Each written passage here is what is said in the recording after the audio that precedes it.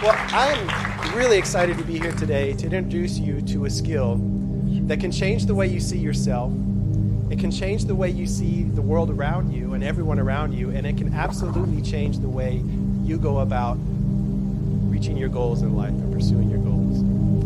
And emotional intelligence is an absolutely critical skill because we have more than 400 emotional experiences every single day. Whether you're aware of these experiences or not, they can really drive the bus if you let them do that. And emotional intelligence is your ability to understand your emotions and to respond to them effectively to produce the behavior that you want. Now, to help you understand how emotional intelligence operates in the brain, I need to introduce you to a guy by the name of Phineas Gage. It's going to be a little bit of a challenge with this mic. We'll see what I can do. Phineas was a guy who was building the Burlington Railroad in Vermont in the 1840s. And he was not just any railroad foreman. He was considered to be the most capable foreman in the business. Phineas was very intelligent. He knew how to cut through the rocky terrain to lay the tracks on time. But he also possessed that extra something that made people want to work for him. He was polite, he was calm and cool under pressure, and he was great with people. Well, on this one day in particular, Phineas, being the hands-on manager that he was working with an item called a tamping iron, about the length of this cane that I'm holding here, made out of really dense metal like a crowbar. And what Phineas would do is, the way they'd use the tamping iron is they would cut a hole in the rock, they would pour blasting powder in there, and then they would pour sand on top. They would take the tamping iron and they would tamp down the sand. What this did is it gave them a very precise blast.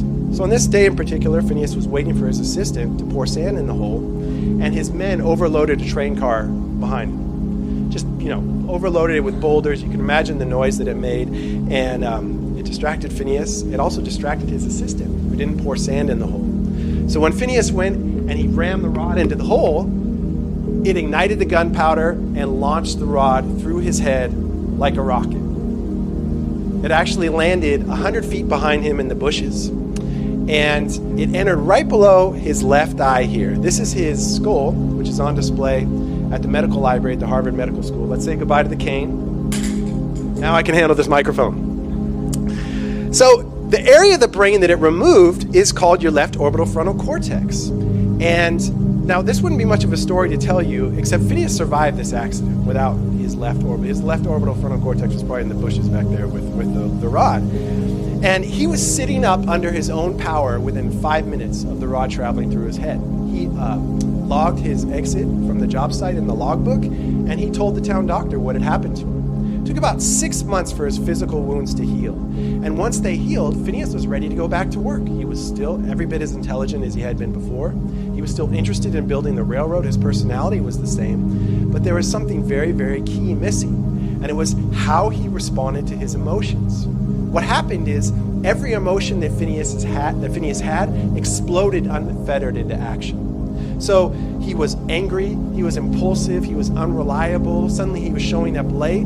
So here was this guy who so much of him was the same, yet something else was fundamentally different. Well, let me show you how that works in the brain. Everything you experience in the world around you must enter at the base of your brain. So if you're listening to me speak, the signal travels through your ear to the base of the brain. If someone bumps into you in the seat next to you, you feel that sensation, it goes to the base of your brain. Then it travels across your brain. And once it does so, it travels through the limbic system. This is where emotions are generated. In Phineas' case, this part of the brain was still intact. His brain was producing emotions like normal, but he lost his rational brain. He lost the area of the brain where he's able to read and respond to these emotions. Emotional intelligence combines the two. It's your ability to understand these emotions that you're happening. We're hardwired to be emotional creatures. These emotions happen in a split second, before we're able to think rationally about them. What we do in response to our emotions dictates.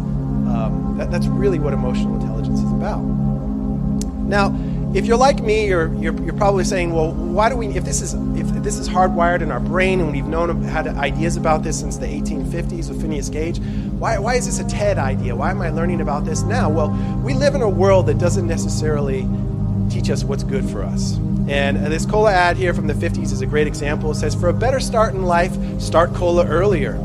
How soon is too soon? Not soon enough. Laboratory tests over the last few years have proven that babies who start drinking soda during that early formative period have a much higher chance of fitting in and gaining acceptance during those awkward preteen and teen years. So do yourself a favor. Do your child a favor. Start them on a strict regimen of sodas and other sugary carbonated beverages right now for a lifetime of guaranteed happiness. Now, this is actually a satire, this ad, but let me show you a couple that aren't. These are real ads right here, and they send the same kind of message. Here's one that's saying that sugar is a great way to diet and curb food cravings. Here we have doctors who are telling us how healthy it is to smoke. And then my favorite, DDT is good for me. These are real ads of random publications. It's a sign of the world we grow up in. You know, we're taught the 3 R's in school, but we're not taught how to lead. We're not taught all the capacities that we possess that we can utilize to make the most in life. And emotional intelligence is absolutely one of these. Now, here's what most people don't know as a result of this. Emotional intelligence is absolutely distinct from your IQ. You can be high in emotional intelligence and have also a really high IQ. You can be low in one and not the other, low in both. They don't occur together in any meaningful way, despite the stereotype that people with high IQs have low EQs, right? That's a stereotype because those folks stick out like a sore thumb. Another thing that people confuse with emotional intelligence is personality. Personality is a stable set of preferences and tendencies through which you approach the world. It's fixed at an early age, just like your IQ. So if you're a hopeless extrovert at age 17, you can't expect that to change at age 40. And personality is it occurs in a part of the brain that's what neurologists call crystallized. It's fixed. It's not responsive to change, just like IQ. Emotional intelligence, on the other hand, is an area of the brain, this pathway between your emotional and rational brains is highly plastic. What that means is it's flexible and responsive to change. And when you work on your emotional intelligence, your neurons will actually branch out to each other and increase the flow of information between your rational and emotional brains. This is the essence of emotional intelligence. There's 4 emotional intelligence skills, but the thing you need to know is that statistically, it really comes down to what you see as personal competence and social competence. Personal competence is about you, awareness of your own emotions and how you manage them. And social competence is about you with other people. It's what how you're reading and responding to other people and what you do with that. And the reason statistically there aren't really 4 skills and it's just kind of 2 is because once you become aware of your emotions, once you take the blinders off, it's really hard not to do something productive with them. And there's a lot of things that operate beneath our awareness. I'd like to show you one example. This is from a study that was conducted at the University of the Netherlands. And in this study, they took people who had cortical lesions. So these folks, their eyes worked perfectly. The optic nerves worked perfectly. They sent the signals back to the base of the brain where everything needs to be processed, and there's a problem there. They had cortical lesions, so the brain didn't know what it was seeing, even though their eyes were physically seeing it, so they're blind. What they did is they put these people in front of computer screens, and they flashed images of people expressing strong emotions. When you do that with people with sight, there's something called mirror neurons in your brain that mirror the emotional state of other people, and you can't help but have a very small emotional reaction. So if I put an image of someone smiling really big, you'll crack a smile. And if it's someone really angry, you'll furrow your brow a little bit. You can't control it. The thing that really freaked these researchers out is that these blind people were having the same reaction as people with sight. The exact same reaction. And it just really left them scratching their heads. How can this be? The brain cannot process this, what their eyes are seeing. And they went back and they further analyzed the MRIs. And what they found is that there's an alternate pathway in the brain. They found that that as the signals traveled down the optic nerve, they were actually branching out and sending signals to the limbic system. So these people didn't even know what they were seeing. They said to them, "Why did you just react? Why did you crack a smile?" Well, I don't know. It was a hunch. "Why did you furrow your brow?" "I don't know. Did you see something?" "No, dude, I'm blind. I didn't see anything." How many of you have walked into a room full of people and you can just feel a mood in the room, even though you can't put your finger on it? These are the kind of emotional signals that are driving your brain. And people who are highly emotionally intelligent are very tuned into them. And once you're tuned into them, they tend to produce the behavior that you want. Now, I'm going to show you some stats around emotional intelligence and why it's so important to success. And I want you to understand why these statistics are so powerful. It's because emotional intelligence is a foundational skill.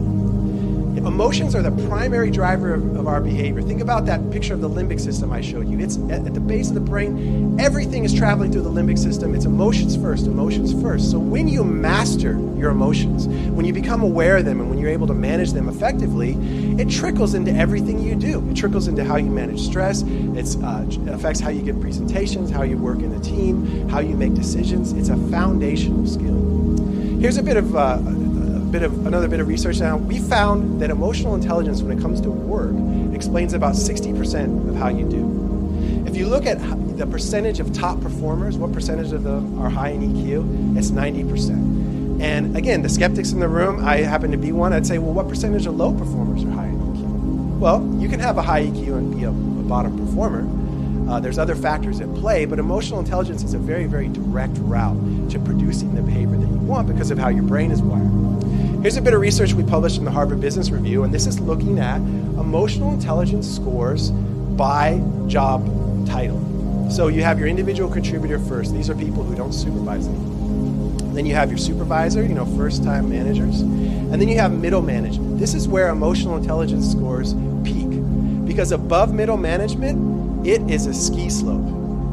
All the way down to CEOs who have the lowest emotional intelligence scores in the workplace. Now, I just told you that 90% of top performers have high EQs. So shouldn't the CEOs be the top performers? Well, the trick is for each of these job categories, emotional intelligence is a big predictor of performance. Those with the highest EQs also tend to be the top performers. But what organizations do, if you think back to these wonderful ads that send us the wrong messages, our society that sends us the wrong messages, organizations perpetuate this. And they promote people above, okay, why do you get promoted to be a manager? Because you're good with people. But how do you move above management? How do you become a director, a senior exec, CEO? It's increasingly focused on tenure, on short-term financial gains, on industry knowledge. These things matter, but it's the really well-rounded people, it's the people who are able to achieve that and also have a high degree of emotional intelligence that really, really flourish. And that's the challenge, is for organizations to buck this trend, and it's for individuals to become that well-rounded person that's really going to achieve the highest level of success, whatever job you're in. Okay, now, people always want to know how you can go about increasing your emotional intelligence. And I absolutely recommend that you test yourself and you find for you what your low areas are. For one person, it may be social awareness. For another person, it may be self-awareness. And that's a really great starting point. But I do have 3 silver bullets for increasing your EQ that I can share with you today. And these apply to a lot of people. I guarantee you the majority of the people in this room. The first thing is to get your stress under control. We all know that stress is bad news, right? It compromises your immune system. It's linked to heart disease, depression, obesity. The trick is intermittent, mild stress, that is stress you keep under control, actually entices the brain to produce cells that are responsible for improved memory. So good things happen when you start to feel some stress and you actually climb up this performance curve. But what they found at UC Berkeley is that when the stress becomes severe or it becomes prolonged, you move down the backside of the curve. And it actually causes degeneration in the areas of the brain responsible for self-control. So when you keep your stress under control, good things are happening in your brain. And when the stress starts to take you too far, you actually are diminishing your capacity to control your behavior, including control your ability to control your stress. So it's kind of this vicious cycle. The key here is, like I said, it's keeping that stress intermittent and having intervention strategies that you can employ to give yourself a break from stress. There's a great study conducted at UC Davis where they taught people a simple strategy, and that was to cultivate an attitude of gratitude. So every time these people felt stressed, the experimental group was instructed to stop and think about something that they were grateful for. That's it. It sounds a little hokey, but in these individuals that did this, it actually lowered the stress hormone cortisol by 23%. So cultivating an attitude of gratitude physiologically lowered their body's response to stress. So getting your stress under control, doing all the stuff that you know you should be doing, taking a walk, reading a book, exercising, all these things that give you breaks, that's key to getting your stress under control. The next thing, silver bullet number 2 for increasing your EQ, is to clean up your sleep hygiene. More sleep would be great, but for a lot of people that isn't going to happen. And cleaning up your sleep hygiene is the next best route. Now, the reason is because when you're awake, toxic proteins build up in the neurons in your brain. This is a byproduct of normal neuronal activity. It's just a part of being awake. And when you sleep, if you get the right amount of sleep, your neurons actually clean themselves up and they remove these toxic proteins. When that doesn't happen, you actually they hinder your capacity to think. They make you groggy. They diminish your self-control, and that's why you feel like crud when you get 3 hours of sleep when you know you really need 7. So for most of us, the trick here, though, is you need to clean up your sleep hygiene because your body moves through a very elaborate series of stages when you sleep. And if you're not getting sleep of sufficient quality, you won't remove these toxic proteins from your brain. So what do a lot of us do to diminish the quality of our sleep? Well, the worst thing, or the number one offender, is taking things that quote-unquote help you sleep. Anything that helps you sleep, a Benadryl, 3 glasses of wine, an Ambien, a NyQuil, melatonin, if it helps you sleep, it is impairing your body's ability to go through the necessary sleep stages to remove these toxic proteins. And that's why you feel groggy the next day when you take a sleep aid. So the number one way to clean up your sleep hygiene is to not take something that makes you sleep. And actually, there's kind of a co-title for poor sleep hygiene, because the other thing that a lot of us do is we expose ourselves to blue light in the evening.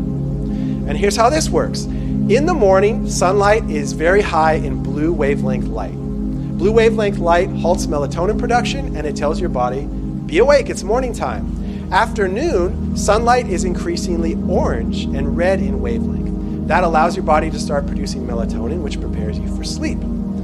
All well and good, but what do we do after dinner? We sit in front of our massive Mac monitor and just bathe ourselves in blue light, or read the iPad on our iPad. When you bathe yourself in blue light, you're confusing the heck out of your brain, and you're halting melatonin production, and it will often keep you from going to sleep. But even if you can go to sleep when you do this, your body doesn't get the quality of sleep that it needs to remove these toxic proteins. So silver bullet number 2 for increasing your EQ is to clean up your sleep hygiene. No blue light. Don't take anything that helps you sleep. Wake up at the same time in the morning. These are all things that can help you to get your self-control under control. Now, the third one is the one that people really hate me for. Now, that's get your caffeine intake under control. And caffeine really links back to this same cycle because caffeine has a very long half-life. It's 6 hours. So when you're feeling tired in the afternoon because you took a 7 Benadryl the night before to go to sleep, and you have a triple espresso, by 9-10 p.m., half of that is still metabolically active in your body. It's still there doing its thing. So it makes it hard to go to sleep, and even if you can go to sleep, again, you're not getting the quality of sleep that you need to remove these toxic proteins from your brain. So my recommendation here is just to not drink any caffeine afternoon and know how it affects your body. Some people can tolerate more caffeine than others, but if you really pay attention to it, you can see how it's affecting your sleep. So those 3 silver bullets will help you get where you need to be on the road to improving your emotional intelligence. And I hope that some of the things I've taught you today prove useful as you pursue your goals in life. Thanks so much.